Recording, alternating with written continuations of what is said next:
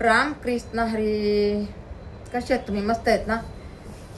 बघा मी लई मेहनतीने व्हिडिओ बनवते आणि आपल्याला 16 मिनिटापर्यंत व्हिडिओ बनवायचा या. आणि मी बघा एक राजाची कहाणी सांगणार आहे तुम्हाला. बघा एक राजा असतो, मुलींनो मुलांनो माझ्या माता बहिणींनो, एक राजा असतो बघा.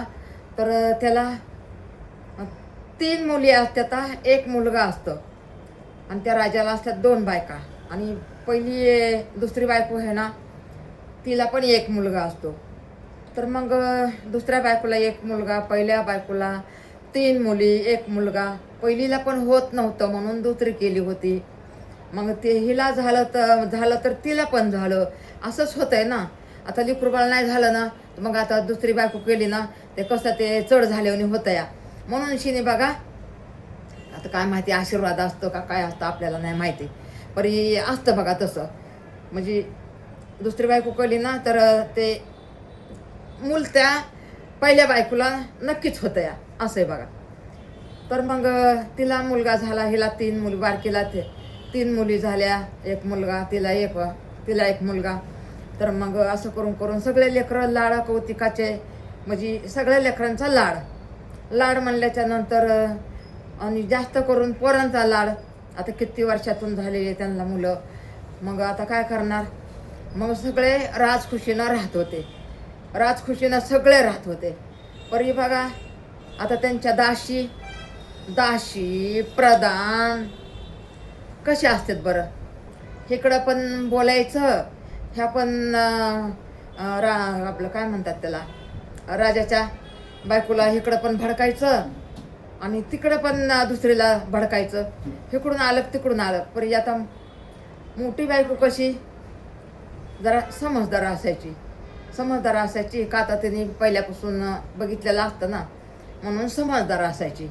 तर मग लहानाचे मोठे ते लेकरं हळूहळू व्हायला लागल्याच्या नंतर मग आता ती दाशी लय भडकायला लागली बारक्या बायकोला, बारक्या राणीला लय भडकायला लागली. तर मग ती म्हणायची, बाई मला तसं काय सांगत जाऊ नको, आम्ही लय प्रेमाने आम्ही सवती सारखं राहत नाहीत, आम्ही कसं बहिणीसारखं राहतो. ती म्हणायची, अहो कसली बहीण कसला काय, तिला पण मुलगा तुला पण मुलगा. आणि मोठ्याच बायकोला राजावर बसवून मग राजा मुलाला झाला 20-22 वर्षाचं झाला, लग्न झालं त्याचं. तर ती म्हणली कोणाला पण बसवू द्या, त्याच्यामध्ये काय आहे. तिच्या मुलाला बसवलं काय, माझ्या मुलाला बसवलं काय, एकच आहे ना. तिचा मुलगा आणि माझा मुलगा काय अलग आहे का. बाप तर एकच आहे ना, आया 2 आहेत. पण आया आम्ही 2 आयासारखा एवर पण करत नाहीत. आम्ही तिचं लेकरू ते माझं लेकरू ते तिचं लेकरू, असं आम्ही राहतो म्हणली. आमचा लई सगळ्यांचा एक जीव आहे. मग राजा कसं चालणार. आम्हीच भांडणं करत बसलं तर राजा एवढं मोठं काय, राजा एकलं चालवून का. आपल्याला पण ध्यान द्यावं लागतंय. एवढे गावगावाचं लोक येत आहे आपल्याकडं न्याव निवडायला, कुठून लोक येतात आपल्याकडं न्याव निवडायला. आणि आपल्यामध्ये जर फाटफूट झाली तर मग हे घर बिघडून जाईन, मग बाहेरचे फायदा घेतील. त्यापेक्षा मला काय सांगू नका. मग त्या दाशीचं काय ऐकलं नाही. मग तिची आली, नको बाळा हातात घेऊ. मग तिची आली तिची मामी आल्याच्या नंतर बारक्या राजाच्या बायकोची मामी आली. तर मग मामी पण तशीच भडकायला लागली. तुला काय कळतं का, त्या तुझ्या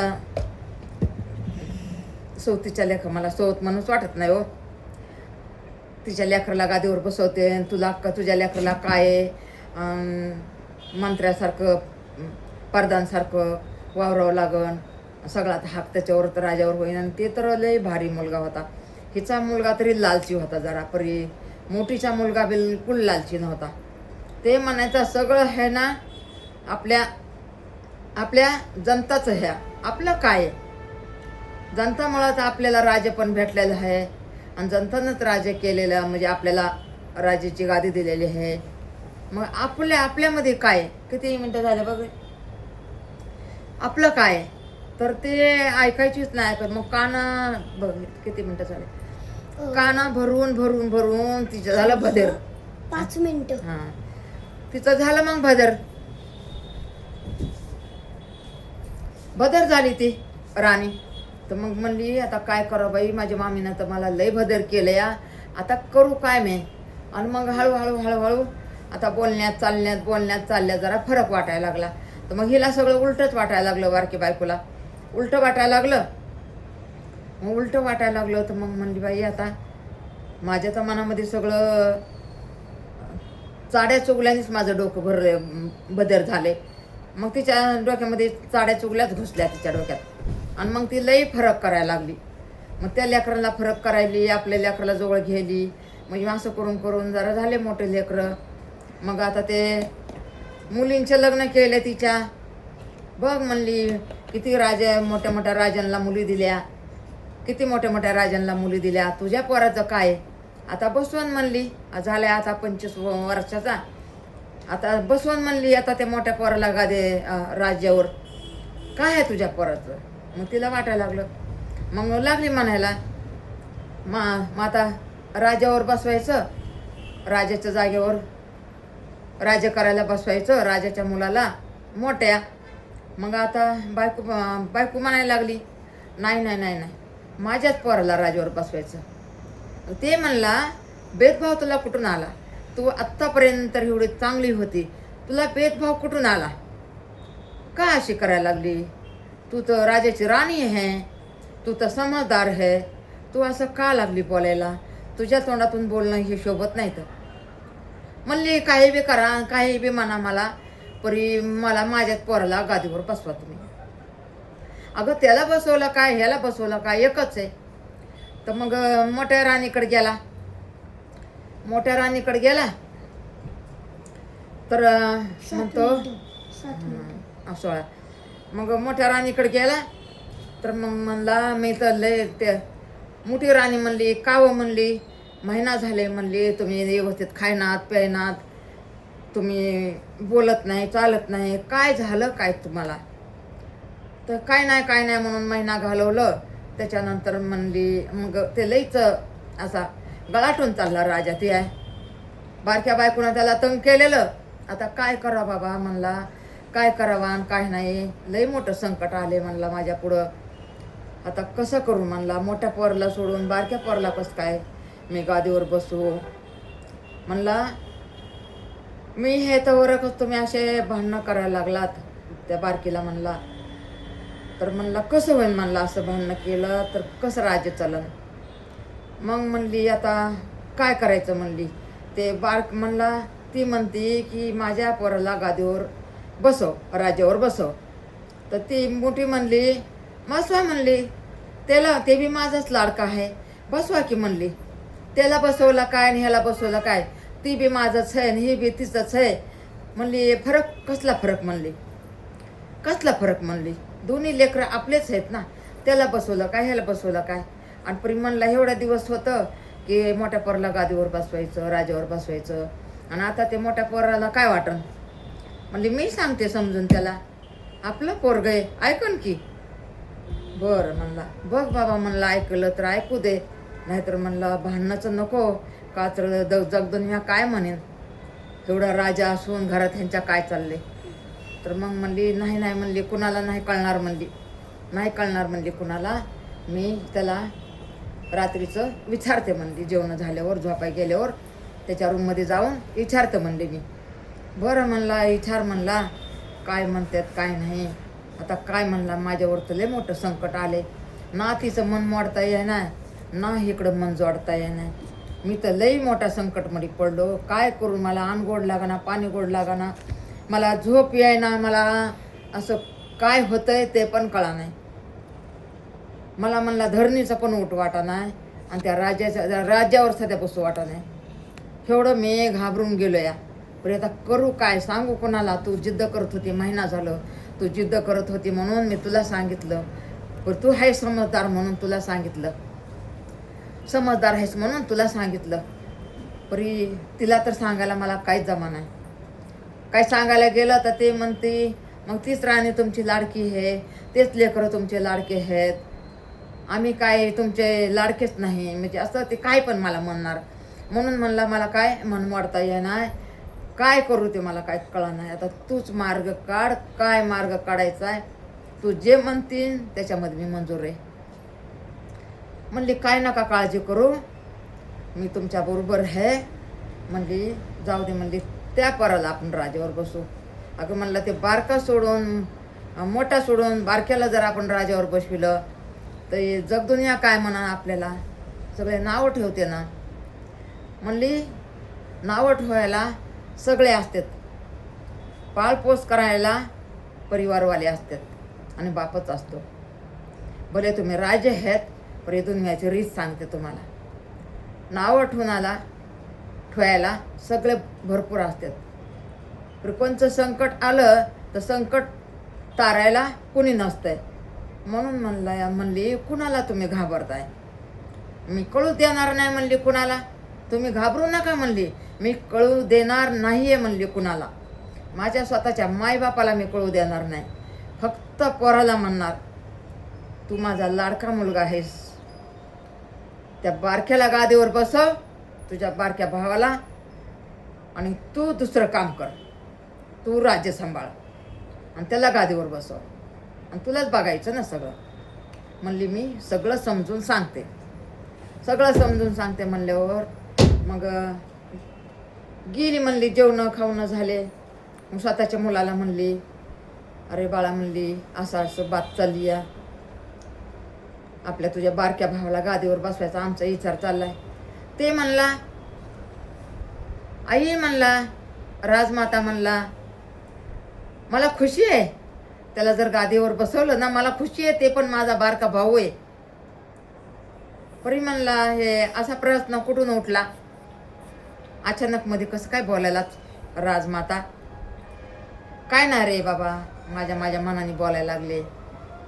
आता आपलं बघ, तुझ्या 3 बहिणी होत्या, आपण एवढा खर्च करोडावर केला, ते आपल्या घरी सुखी आहेत. मग तिचा एकच मुलगा आहे आणि ते पण तुझा लाडका भाऊच आहे, ते पण तुझा लाडका भाऊच आहे.